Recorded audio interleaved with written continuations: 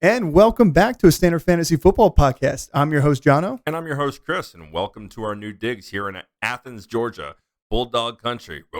Roof, roof. We are starting out season 2 of the Standard Fantasy Football Podcast. For all you guys that won championships, tuning into us last year, we're here to do it again, starting with the most precious part of the offseason, which is free agency. Free agency. There's a plethora of players out there. Let's talk about it.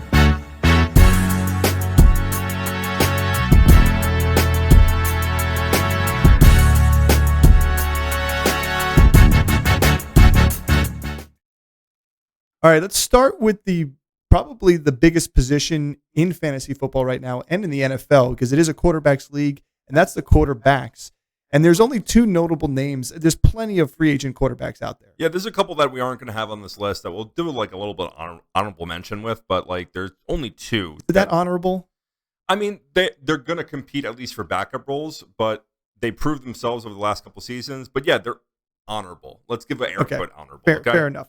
Well, let's start with probably the biggest name on this list, and that's Kirk Cousins, a guy who tore his Achilles tendon. I believe it was week 8 last season. He's already been back throwing. We've seen him doing drop back videos all over Twitter, or X, I'm sorry.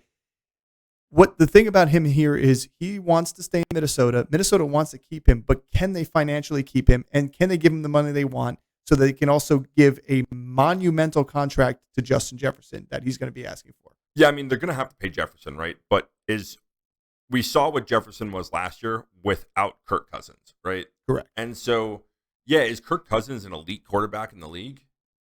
I don't know if he's a top 5, but he's certainly a top 10. And he's certainly what made that offense. Well, he's consistent. I think that's what probably the best part about him is he's consistent. And the thing about Justin Jefferson, yeah, he had some great games without Kirk Cousins. The touchdowns weren't there. The offense wasn't driving without him. That offense ran through Kirk Cousins, 100%. You saw even Jordan Addison when Justin Jefferson was out. Jordan Addison went from zero to zero when Kirk Cousins got hurt. Correct. And yeah, who are you going to have backing up? Like, are the Vikings in a position to go and get another elite quarterback? Like, who are you going to put there? Like, again, there are guys on our honorable mention list that the Gardner Minshews, the Jameis Winstons, the Jacoby Brissett's. Like, yeah, you're going to sign one of those free agents and not pay Kirk Cousins? Because Kirk Cousins is going to get paid $50+ million. Well, based on the average right out there right now, he's due $40 million a year right now. He's due that. But here's the thing. Let's just talk hypotheticals. That's what we're here for, because we don't know what's going to happen yet. We don't. I'm thinking he stays with the Vikings. I think that's most likely true. But if he didn't go to the Vikings, who's the team that you think benefits the most out of him? I am in favor of Atlanta Falcons. I think it's a place for him. His wife is from the area here. I think it's one of those situations where he falls into a system that has a good running back, that has at least one solid wide receiver and a tight end, and they can build in the draft on top of that. Yeah, for sure. But I mean, like, look at what the Vikings have done from an offensive standpoint over the last 2-3 seasons. You know, you go and trade for TJ Hawkinson, give all that capital to go get him. You have Justin Jefferson, a premier wide receiver in the league. You go and draft Jordan Addison. KJ Osborne's going to be a free agent, but you have weapons there on that offense, and the defense is okay. They came on hot last. Well, I'm talking about hypotheticals here. I'm saying what's another team outside the Vikings? I think he goes to the Vikings. Yeah, I mean it's tough. Washington, Vegas. Vegas is a good position for him, where they have elite weapons already set, and they have a good young tight end. Mm-hmm. They have Devontae Adams. If Devontae Adams doesn't go anywhere, they have a ton of other weapons on that team where they can really piecemeal, where they need a quarterback to really facilitate that offense. So that's a good position, I think, that he would fit in, that doesn't have a young quarterback, that has pieces, because that's what you're looking for, right? Either a team with a failed quarterback experiment. There's so many teams out there that we can knock off this list. Yeah, but that's why I say Atlanta. Atlanta's in the same situation. Yeah. You've got two premier pass catching in Drake London and Kyle Pitts. You have a running back in Bijan coming off a fantastic rookie season. Now you have Arthur Smith the hell out of there. Get yourself a quarterback that can sling the rock and run an offense. What about Chicago? Well, we can. That's another day. Interdivisional trade. I don't see that happening. No, but that's another day anyway. Let's move on to our second quarterback and our biggest two on the list. We only have two on the list that are big. You have your Ryan Tannehills out there, Jameis Winston. There's numerous other guys out there that are most likely going to be right where Marcus Mariota was when we were talking about this last time, a long time ago when he was leaving Tennessee. But Baker Mayfield is another one that I think both these guys probably stay home. I think Tampa Bay finds a way to pay Baker Mayfield what they need to. I think they're waiting for the Mike Evans saga to go, which we'll talk about that in a little bit. But then they'll figure out the numbers for Baker. I agree. And Baker's one of those guys, like he was a stopgap this year. He made the playoffs, won a playoff game. And I see him staying here, and I see Mike Evans staying here too. They have the money, they have the pieces. They just cleared a bunch of cap room, cutting Shaq Barrett today. So I see them making the moves financially, and Baker's not going to cost you a ton. They're not in the same position as the Vikings because Baker's not going to cost $40+ million a year to be a quarterback. No. They can give him a 2-year contract, pay him $25-30 million, and still have the money and capital to go and make pieces fit around him. Correct. So, and they have other weapons there. Even if Mike Evans doesn't end up there, they can go and sign a free agent wide receiver who we'll talk about, one of these guys. They have Chris Godwin there. So they're in a position where I think this is a no-brainer. I think Baker's going to end up being a buck because he proved himself. Like they signed him last year to kind of prove that he on a 1-year deal to prove what he is, and he did. Well, Baker's going to be a buck, and he's only going to cost a buck in the long scheme. But to me, the thing is Baker's probably looking for loyalty, and that's something that Tampa Bay team has proven and shown to him this past season. And let's be honest, he hasn't had that since he came into the NFL. You go to the Browns where it's a quarterback pit where you're just looking to, like, everybody expects the quarterbacks to fail. Everybody expects you to be the best quarterback in the world, and the minute you start to flounder, you're a failure in their eyes. Then you go over to have some success here and there. You go to the Rams. Now you're in a position where you had great success. You have the locker room behind you and guys around you. And why wouldn't Mike Evans want you back? And why wouldn't you have Mike Evans back? And I think that's what the Shaq Barrett move is, in the right direction for this campaign to get these guys back in the I would agree. Locker room. So let's move on to running backs here. Again, this is not going to be a full in-depth of every single free agent out here, but we got to talk about, there are 5 very notable names on here, and we've mentioned, I think we put down 8 total names here that we'll cover the other 3 lightly. But let's talk about the notable ones, and I'll keep my mouth shut for this segment and let you go because it hits close to home. But Saquon Barkley is going to be a free agent. Now, the news that came out today as of February 27th was that Joe Schoen isn't afraid to use a second franchise tag. And don't forget, they increased the franchise tag limit across the NFL for this season. So that may play into factor for that comment being made.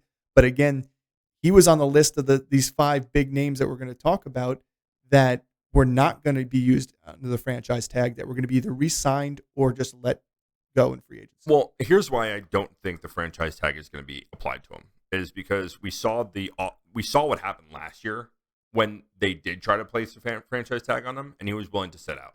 And it wasn't until they renegotiated a 1-year deal where he actually came back. So I don't think the franchise tag is going to be applied. I agree with you.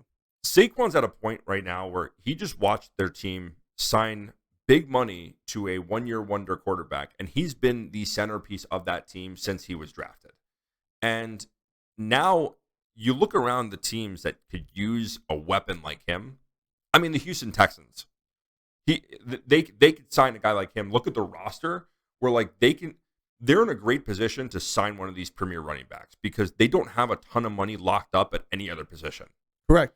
And so they can go and sign Saquon to a 2-year or 3-year deal and pay him a front-heavy deal where he could go there and really help that team. I mean, we saw what they did in the playoffs last year. Now imagine you upgrade from Devin Singletary and Dameon Pierce, who is a free agent, by the way. Dameon Pierce, not free agent, but Devin Singletary is a free agent. But you completely upgrade from those 2 guys and get Saquon Barkley, who's not only an elite runner, but an elite pass catcher at the running back position. Listen, I agree with you. I think to me, I like Saquon. I love him. Like, I want him to be a Giant for life. It was just like it would gut me to see him leave there, but I'm already preparing myself for that to happen because I don't want the big letdown. But if he's going to go anywhere, I'd love to go see him at a young team with C.J. Stroud in Houston. I don't want to see him going somewhere else. Like, hell, I wouldn't mind if he went to the Vikings. Again, Vikings have money issues. But a team like that that's ready to win, that's in a position, has made the playoffs, and honestly has a good bunch of guys that I like and a good locker room, I think he'll fit in. It's a shame because the Giants organization has done their draft picks dirty through Gettleman's campaign and has taken a lot to just rub that dirt off these past couple seasons. Yeah, and I can't see him really going to, like, he's not going to go to the Eagles. Maybe he does. But it's a free agent. I mean, I think the Cowboys before anybody. Yeah, but again, they have money issues. Correct. The Eagles have money issues. They got to restructure Dak. Saquon's whole thing on why he wants to get paid. He wants to get paid what he's due, which he should. He's one of the few guys he's one of the few guys that deserves the money at the running back position. Correct. For what he can do, absolutely. Right. And he's done that with barely an offensive line. Yeah, he's done it with a very poor offensive line. Yeah. Well, we'll see. News to come soon. They're going to try and talk with this week during the combine with his representatives, the Giants are. So we'll see if anything comes of it here or if they're going to let him go, see what he can get in free agency. Yeah. I'm guessing they're going to start negotiating numbers this week. I would assume so. Now, one person we haven't heard much of, and it's most likely he is not returning to Tennessee, is Derrick Henry. He even felt like it was his last game in Tennessee this previous season. I'd be interested to see where he goes. There are teams out there that I think Cowboys are a team that's primed to get a one-year deal out of him and a team that's ready to win. I think the Eagles could do something with him because you got DeAndre Swift, who's on our list here, is going to be a free agent, and I'm Pollard, free agent for the Cowboys. It's a way to bolster a guy that can get it done in the red zone for two teams that they couldn't get it done in the red zone except for Jalen Hurts. That was my comment here is what do you think the Philly special looks like if Derrick Henry's running? There's no Philly special. Or not a Philly special, the tush push. The tush push. Derrick Henry just plows. Jalen Hurts. He throws him over the pile. He lifts him and throws him. Exactly. They're going to give him the ball. So I think Dallas, Minnesota, again, a team that's ready to win right now. If Minnesota finds a way to re-sign Kirk Cousins and still has $10 to $15 million of cap space to be able to throw a one-year deal at him. Throw a one-year deal because that's what he's worth right now is a one-year deal. His age and everything, he's going to do a one-year deal somewhere. Yeah, I don't see it being more than that. I'd be shocked to see if he gets a 3-year deal anywhere. Correct. I don't think maybe say a 2-year deal he could get, but it'd be front loaded where they could cut him after the first year and incentive based in the second year. Yeah, it'd be a team friendly deal in the second year. That's probably the way I would see it structured. But he's going to want to go to a team that's ready to win. Yeah. And he has plenty of talent left in him. He'd be a good running back to go into a 2-back system with another young running back. He did great with Tajay Spears. Yeah. I think the similar situation can happen. Now, the difference is you could have Gainwell in Philly. You have nobody really, because I think Rico Dowdle is also going to be a free agent. Deuce Vaughn with the Cowboys. He'd be the lone back there in that situation. But I still think a one-year deal to one of those teams that's ready to win now is probably the push. I think Dowdle was a rookie last year, so I don't think he's going to be a free agent. No, I think he's a free agent. Okay. I don't think Deuce Vaughn was a rookie for sure. But speaking of the Cowboys, Tony Pollard, free agent. To me, this is going to be an interesting one because I think he's going to go to a situation where he's not going to be a bell cow. He's going to be in a committee. He proved he couldn't be a bell cow. He was successful in a committee, and I think he's going to be in the same situation moving forward. And I think you'll see him get a 3-year deal somewhere because he still's got the youth underneath him. He's got the talent. And I wouldn't be surprised if he stayed with the Cowboys and the Cowboys paid a 1-year deal to Henry. I can't imagine that's going to happen. He was franchise tagged last year.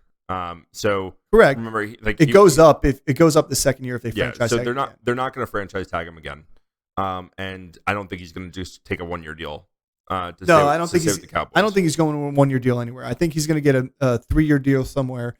We've talked about a lot of these teams where kind of like this is kind of the way I see things going. Is like there's going to be a lot of these teams that we talk about with these free agent running backs that I think flip flop running backs. Like Tony Pollard could easily go to the Chargers on a 3 year deal. You know who would be interesting for Tony Pollard? Green Bay. AJ Dillon, free agent. Yeah. But Aaron Jones on the way out. Yeah, but he brings a similar skill set. Doesn't matter. It doesn't have to be. Aaron Jones. You don't need a thunder and lightning to have a successful offense. I get that, but you know who we didn't say about Derrick Henry? Baltimore. Well, no, I think Baltimore is going to be one of the next guys we're talking about. In my opinion, I have a very strong opinion on who may go to Baltimore. Sure. So I mean, I think that Pollard is going to be a better committee back. You know, where I could see him go. I don't know if he's going to get paid. Like again, I think he's going to get a 3 year deal. It's which team is ready to pay him a 3 year deal? The Vikings, maybe, or not the Vikings. The Raiders, Vegas. Yeah, well, again, it could be a flip flop type of situation where Jacobs is out because he's going to be a free agent, and they can pay Tony Pollard, another young back, to do something that they want to do on their offense. They may like him a little bit better. Yeah, change the regime. Yeah, there's so many teams that are not running back focused that would rather go with youth there, where I don't see them going and paying a guy that is going to be a committee back for upwards of what he was getting paid last year. Yeah, I think. Well, when you look at the scheme of things, I think this next guy, and it's Eckler, my man. Big fan of Austin Eckler. It's a bit of a shame that they kind of did him dirty, and really the whole team got done dirty by Staley in that offensive debacle that was last year. But Austin Eckler is going to be a committee back somewhere. We know it. Age is fighting against him. He's in fantastic shape. It's not that, but you start to lose tread on the tires. It's just that. But he's going to be a committee back somewhere. He's going to be pivotal, and I could see him getting a multi-year deal, like a 2 year deal somewhere, to be a committee back on a team where they can use a guy with the hands he has and his ability out the backfield. And it's going to help like his longevity in the NFL too, for even years down the road, where he isn't going to have to carry the ball, as much as he was there. And not to say he can't carry the ball, but hey, use what you got. And I think a team's going to find him very helpful. I think that's a perfect situation, like for a Green Bay Packer situation. Yeah, I mean, throw him in there. Pass catching out the back, even though Jones can do it, like, why not bring in Eckler in, a specialist for that? I mean, I don't see him going to Kansas City. I mean, that would be a fantastic place for him to go. That would be a fantastic place for him to go. I don't see him going to Kansas City either, but Kansas City's also made moves like that where it's like they don't need that, but they go and get it anyway. Yeah, well, because McKinnon and CEH are both free agents. Right. So you lose the two pass-catching guys that kind of caught the passes. I mean, Pacheco's fantastic, and I think he's a bell cow back in the sense of he's going to take the majority carries. Kansas City has a bigger problem on their hands financially, which is re-signing Chris Jones. Correct. So when that deal is done, it's how much money is left over to go and spend pieces. Their wide receiver core was awful. They're probably going to go and sign a wide receiver. Do you think it costs more for Eckler or Pollard in a situation like that for the Chiefs? I think it's going to cost more for Pollard. Because of youth, or do you think it costs more for Eckler based off of his pedigree? I think it's going to cost more for Pollard. I think Pollard ends up having a bigger deal than Eckler. I don't necessarily agree with that, but I just think that that's what's going to happen. Yeah, you could be right there. Eckler is getting up there in age. He has the wear and tear. He's, again, a system back, and I just don't think teams are willing to pay the system back the kind of money that Saquon Barkley is going to command. Yeah. So I think he might be the first domino to have to fall. If Eckler signs early, he's not going to get paid. No, I agree. I think other people are going to have to go, and other teams are going to need a running back and go for him there. I mean, Eckler could fit perfectly in Philadelphia. Well, Eckler could still fit perfectly for Harbaugh. We were talking about Eckler being a free agent after a season with the last regime, and now John Harbaugh comes in. He even said that Eckler is a fit for his system. For sure. But I mean, again, he could just be playing, nice, which Harbaugh is a scumbag, and we know that from decisions he's made across his entire career. But let's just say he does really like Eckler there. Eckler could be there, and they could still bring somebody else in too. Yeah, for sure. I mean, you look at Frank Gore of the past, and very similar. Eckler is a much better pass catcher, less effective as a runner, but You stay healthy. Yeah, I mean, he could be a good fit there. That offense has so much potential. It does. I agree. And so he was a perfect fit there for the last 3 years. He was a perfect fit there last year, but the offense was terrible. Yeah, it wasn't just him. Everybody's like, "Oh, you lost me my fantasy league." Come on, people. Like, you took a chance on Eckler. I took a chance on him there. That offense. If you took a chance on an offense besides Keenan Allen, you were screwed. And then you were screwed with Keenan Allen at the end of the season when Herbert was out. So, like, it didn't really matter at the end of the day. Like, I took 2 chances. Yeah, so you can't predict injuries. Like, it's again, you're the same people are getting mad at Justin Jefferson for taking them 1 overall. I took Justin Jefferson 1 overall and made it to the championship. Lost in the championship, but I made it to the championship. That's you're going to blame yourself. All right. When you're losing the championship, when you lose in a season-long league, you're blaming yourself. All right. Don't blame the player. Yeah, don't blame the player. All those people out there gunning for players. You lost me my championship. Come on. I see it all the time. You didn't hit the waiver wire. You didn't tune into our episodes. That's what you didn't do.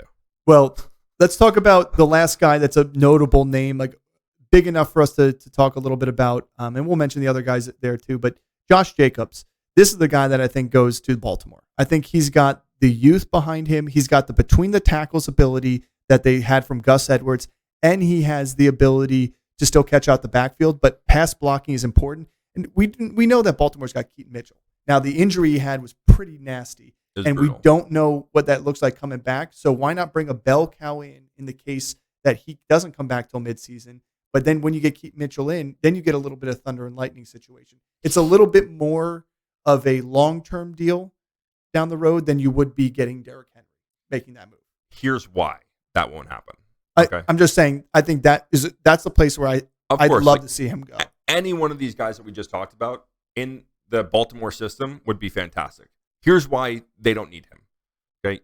Because they've had success with Gus Edwards, with J.K. Dobbins, with Latavius Murray, with Devonta Freeman. I agree. They don't need, because of Lamar and the running scheme there, they don't need a premier guy at that position. Does it help when you have the explosiveness of a guy like Keaton Mitchell? For sure. But that's what they're looking at from that position, is a guy that's going to be explosive. There's some other guys on this list that we're not going to talk about that they can go sign for much, much less. Go and spend that money on the defensive side of the ball. Sure, go get Devin Singletary, who had a decent season. Yeah, they have a ton of pieces. Devin Singletary is a perfect fit for this offense. Exactly. That's why I brought his name up. He's an efficient runner, which is what they need. Wasn't that efficient last year, but he's an efficient runner. He's an efficient runner over his career. Look at Devonta Freeman. Wasn't an efficient runner the last year in Atlanta. Goes to Baltimore, and what does he do? He's efficient. I agree with you, and I'm saying I agree with you. I'm just thinking Baltimore has come so close so many times, and yes, they've done it with this, and they've done it with that guy, they've done it with this guy. When it comes down to it, it takes the pressure off of Lamar Jackson when you give him a player that has the caliber of the league rushing leader 2 years ago to be able to be a safety valve at the backfield so he doesn't have to all of a sudden try and make magic. And 2, he has the ability to run between the tackles and be effective like Gus was as well, but with consistency. Again, that offensive scheme they just haven't done it since Lamar's taken over, where they've had a bell cow running back. And so you're going to pay the money to have a bell cow. Who's going to cost more? Josh Jacobs? Oh, yeah, Jacobs. Whoever you're going to say is Jacobs. Or Leonard Fournette. Yeah, but I don't think Lenny's going to do it. No, but I know what you mean. I get what you're saying. But again, there's way cheaper options that are going to be just as efficient, and it's the scheme, not the player. Let's talk about one thing. You're going to bake a batch of cookies, and every time you put it in the oven, you take them out, and you're getting brownies. You got to change the recipe at some point. Yeah. I'm just saying, like, I can't be wrong by saying that. It's not like they're winning championships here. They didn't win championships because they ran the ball 7 times. The most efficient running team in the NFL, and they ran the ball 7 times. I'm just saying. It's not on the running back. I'm just saying. I get it, but I'm just putting that out there. Yeah, I mean, let's move on from Jacobs to, I want to keep this a little bit shorter than yeah. You don't need to hear us argue this, but hey, it's our first time in person for, we can go on for hours. We can go on for hours. We will. But anyway, DeAndre Swift, J.K. Dobbins, Gus Edwards. Those are the other 3 names that are notable here. DeAndre Swift from the Eagles. I don't think it's going to cost that much to re-sign him there. And I think the Eagles failed him. They had a fantastic start to the season. They were successful to start the season, and then they just failed to run the ball well, and then they didn't know who to give the ball to, and they were losing ball games and eventually lost in the playoffs. J.K. Dobbins, Gus Edwards. Dobbins is going to be a tough one. He's going to find a RB2 role somewhere with all the injuries he's been dealing with. Gus Edwards has been dealing with injuries too, but he's somebody who I could see them re-signing to Baltimore for a low-cost 1-year deal because he has been successful there. He knows the system. So that is my opinion. I can see both those guys re-signing in Baltimore for low deals. Yeah, I just think J.K. Dobbins, yes, but I think he's going to start anew somewhere. That's fine. I mean, he's not going to get paid. No. The back injury seasons. Just nonstop. Severe I wouldn't be injuries. surprised if he just doesn't come back for a season. You never know. Maybe. Let's talk about a couple wide receivers here. We got a lot, but there's 3 that I think we should definitely highlight here. Number 1 is Mike Evans. That's we already talked about We don't need to talk too deep into him, but we believe Tampa Bay should be the landing spot for him here. But Michael Pittman is the Michael we want to talk about. Michael Pittman has had a decent career so far with Indianapolis. He hasn't quite been the superstar wide receiver that you would expect as a wide receiver 1 for a team that you're seeing across the league, but he has the ability to do so. He just hasn't had the quarterback play to do it. So does he go to a place that doesn't necessarily need a superstar wide receiver, but is a complement to somebody? And I think that is a place where we could see him go. So I actually think that this deal is going to happen soon.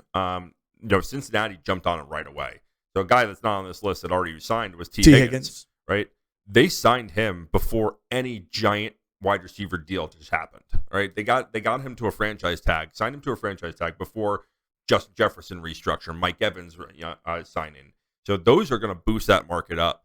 So if I'm the Indianapolis Colts and I'm Jim Irsay, I'm franchise tagging Michael Pittman. Yeah, I'm not. Like Anthony Richardson's going to come back this year. They need a premier wide receiver to match up with Anthony Richardson. They got Josh Downs on the other side, who's a really good compliment. Pittman is he elite? No, but is he really good? Is he a top 15 wide receiver in the league? Yeah, he is. He is. And you need a guy like that, especially a big body possession receiver that can go. He's very similar to Mike Evans. He's a big body reception. Mike Evans light, you could say. He is a Mike Evans light. He's Mike Light. Mike Light. So I'm brought to you by Mike Light. Sounds like a beer. Sounds like a terrible beer. Yeah, it does. But yeah, he's Mike Light. He can go downfield. He can do everything. He can run all the routes, and he's a big body. Yeah. And so if I'm Indianapolis, I want him as part of my team. His market. I mean, any team, every team should want him. Oh, I 100% agree. Like There's to me, as a New York Giants fan, I'd love to have him and the New York Giants. Yeah. There's nowhere he goes where he isn't going to be a top talent. Yeah, agreed, and garner the majority of the targets. Calvin Ridley, Hollywood Brown are 2 other names here. Very similar ball players here. Both have pedigree behind their names, but both have not had fantastic seasons this past year. Calvin Ridley had shining moments, had some fantastic games. I don't know if that's necessarily the route they want to go. I wouldn't be surprised if Jacksonville tries to shop the list of players here on the free agent market before getting him. Hollywood Brown himself, I don't know what Arizona's going to do. I don't think Arizona knows what Arizona's going to do. No, but we expect them to take a number 1 there in Marvin Harrison Jr. or whether it's Neighbors or whoever that first one off the board is. If that's the case, it's probably because they don't see Hollywood Brown being their number 1 wide receiver there anymore. Whether they want to keep him there with a full season with Kyler, we'll see. He is a notable player that can go somewhere and make an impact, though. I think he's going to do better when he's not the sole guy there. Yeah. That's just my opinion. Yeah, I mean, they have a really young wide receiver core, and we talked about it a lot going into last year where, there's not a lot of height. Michael Wilson came on later in the season, had some bright moments, and he's a bigger body receiver. But they're young at the wide receiver core. Yeah. I wouldn't be surprised if they do try to add some veteran talent there. And there's some other guys that we'll talk about on this list that I think would be really good options. Like Tyler Boyd would be a great fit there. And he's not going to cost you a ton. He's not going to be I don't think they're going to go, if they go and get Neighbors or they go get Marvin Harrison, they need a complement to that. 100% they need a veteran complement. And it can't just be your tight end. No. You're not the Kansas City Chiefs. No. So they need some other pieces there. And I think that, you look at the other guys, Gabe Davis, is he going to be a great option to have with Kyler? Maybe, he's a good fit there. But this whole team, revolves around Kyler Murray's health. Yeah. So if they can maintain that, if he can stay healthy, they just need one or two pieces at the weapon, the wide receiver position to be an effective offense. Like we saw later down the season, the offense started to look good. I think KJ Osborne. KJ Osborne. I don't think he's the best hands in the world, but it starts a whole new chapter for him. He's not playing behind JJ, and he gets to play behind a young buck, and he's a guy that actually is a pretty good receiver in this league. Yeah. They can sign multiple of these guys at the wide receiver position and bounce the wide receiver position in the draft altogether and go and get a top offensive lineman, go and get a defensive trade down, get draft capital, build this team up. This is a young team. They have so many holes that they need to fill. So correct. I wouldn't be surprised if they do that. But some other guys on this list: Kendrick Bourne, Curtis Samuel, Rashid Shaheed, and then Odell Beckham. And Odell Beckham is an interesting piece here. Well, what he's going to want to do.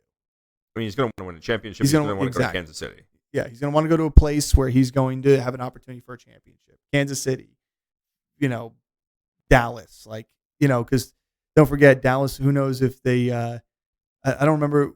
Was it a 1-year deal for Cooks? No, I think he had a 2-year. 3 year. Yeah, I didn't see him on our list of free agents, but we know what Odell's story is. He's chasing the cash. He's chasing the trophy. Good for him. Go ahead and do it. I got my thoughts on him, for a whole nother episode.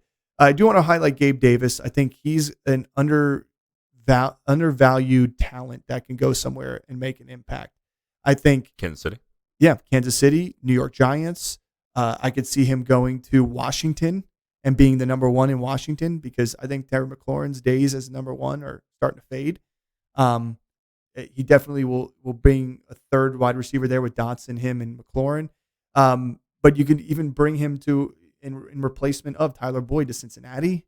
If Cincinnati doesn't want to go through a pass catching back in the draft, there's places he can go that he's going to make an immediate impact. He's one that I'm trying to track and watch. Yeah, I think that there's a lot of interesting options for him. I think that he's going to be best suited on a team that does like to extend the field. What is an interesting spot for him is the Chargers. With Mike Williams getting injured year in and year out. That's a great point.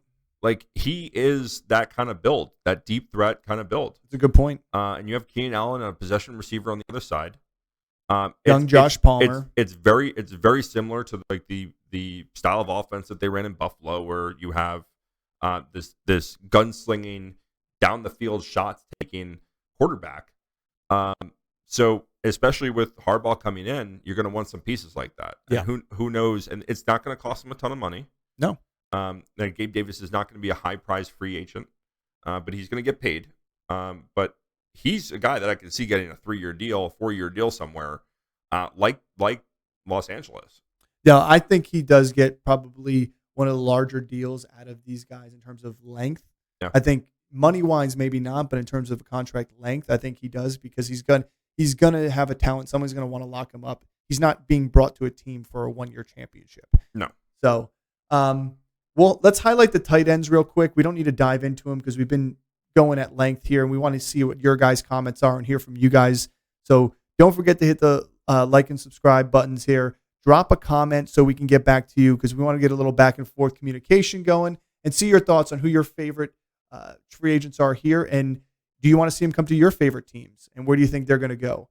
But in terms of tight ends, you bolt the Patriots, that whole experiment, you lose Henry and Gesicki to free agency here. They could re-sign one of these guys, and I think if they do, Henry's the better of the two choices. He is. Jonnu Smith was just released by the Falcons, so he is not being re-signed by the Falcons. I'd be surprised if they doubled back on that. He's a free agent. Dalton Schultz, who had a 1-year deal, which he turned down didn't he turn down a 3-year deal for the 1-year deal with Houston? Yeah. Smart choice on his part. I could see him possibly signing another 1-year deal with Houston if he wants to be on a team like that. Obviously, he did before, so we'll see. And then Gerald Everett, who he's had a long career in the NFL already, and he had success a little bit with the Rams. He definitely had success with LA because he still is a shifty tight end with good yards after the catch. Somebody could definitely use him in someone like Cincinnati could use him. I was thinking Cincinnati or Atlanta. Yeah, Cincinnati for sure. And here's the thing is I think we're not even talking about the NFL draft yet, which we will coming up. But you have Brock Bowers in this draft. and you have teams like Cincinnati that can draft Brock Bowers if he falls down to that spot, the 18th or whatever it may be that they're at, and that makes a complete impact. I mean, that takes that you don't have to worry about getting another receiver in there because you have a blocker and receiver to go with Higgins and Chase. Yeah, I agree. So, but not factoring that in there, I think I agree. Atlanta or Cincinnati would be a great place for him. Yeah. For the way they run their offenses there. We saw it with Jonnu in the screen game. We saw it in the past with Cincinnati, like in the tight end. I mean, tight end's one of those positions all these guys are going to get signed somewhere. And there's teams that need multiple tight ends, especially pass catchers. So, and blockers.